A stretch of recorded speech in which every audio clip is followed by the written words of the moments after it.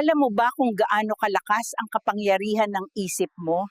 Karamihan, hindi. Karaniwan, iniisip lang ng utak natin kung ano ang mawawala sa atin, hindi kung ano ang kaya nating marating. Kaya ngayon, pag-uusapan natin ang identity shifts, maliliit na hakbang na tutong may epekto, at isang simpleng plano para makita mo ang tunay mong potensyal.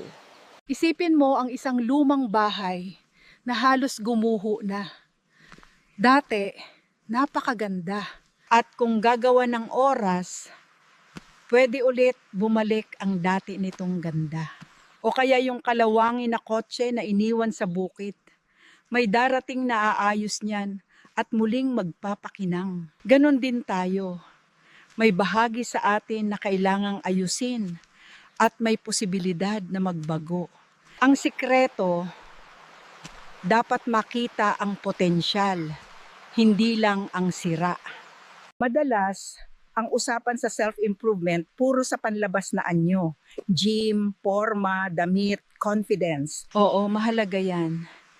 Pero ang totoong lakas, nagsisimula sa panloob. Ang panlabas ay bunga, pero ang ugat ay nasa loob.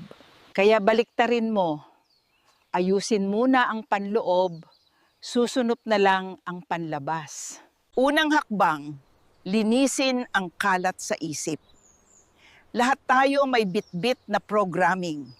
Mula pamilya, kaibigan o kultura na nagsasabi kung sino lang daw tayo at ano lang ang kaya natin. Minsan, yun mismo ang pumipigil.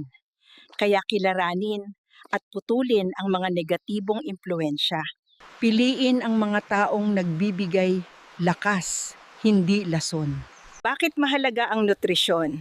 Dahil ang utak mo, konektado sa katawan mo. Kung walang nutrisyon ang kinakain mo, magiging magulo ang isip mo. Ayusin ang pagkain, piliin yung totoong whole foods, bawasan ang sugar, magluto sa bahay. Pag malinaw ang isip mo, mas madali kang makakagawa ng tamang desisyon at mas madali mong maiiwasan at malalabanan ang masasamang bisyo. Kagaya ng gaming, kinukuha lang nito ang dopamine ng utak mo. Hindi ibig sabing mahina ka, talagang disenyo nila yon para mahook ka. Kaya dapat palitan ito. Huwag lang basta pigilan. Kung gusto mong maglaro, tumayo ka at mag-push up ng 5 minuto o lumabas para maglakad-lakad. Ang self-control at self-confidence, magkasama yan. Kapag palagi mong binibreak ang pangako sa sarili, natututo kang hindi pagkatiwalaan ang sarili mo. Kaya simulan sa pinakamaliliit na bagay. Mag-exercise, kumain ng healthy, mag-ipon paunti-unti. Maliit na panalo pero malaking pagbabago pag naipon. Tinuruan tayong kalimutan ang basic needs. Tulog, pagkilos, purpose. Sa halip, binibigyan tayo ng distractions gaya ng reality TV shows, influencers, ads na pinaparamdam na kulang ka. Tigilan ang pakikipaghabulan sa mga may mararangyang buhay. Ang kalaban mo lang ay kung sino ka kahapon. Gusto mo ng branded na gamit? Okay, pero bilhin ito ng cash. Huwag idaan sa utang para lang pumorma. Bayaran ng utang, mag-ipon, mag-invest sa skills. Ang mas matandang version mo ay umaasa sa desisyon mo ngayon. Pangarap ka ng malaki. Isulat mo ang mansion, ang kotse, lahat.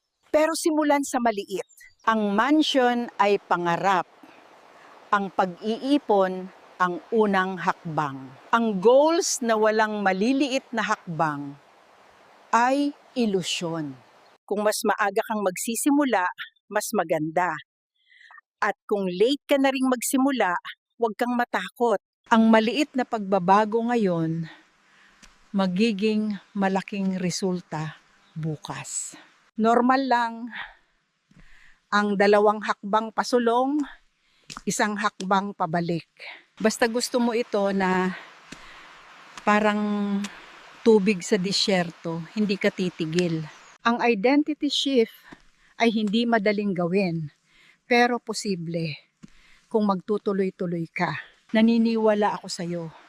Kaya ipakita mo sa sarili mo na kaya mo. Simulan mo sa maliliit na panalo.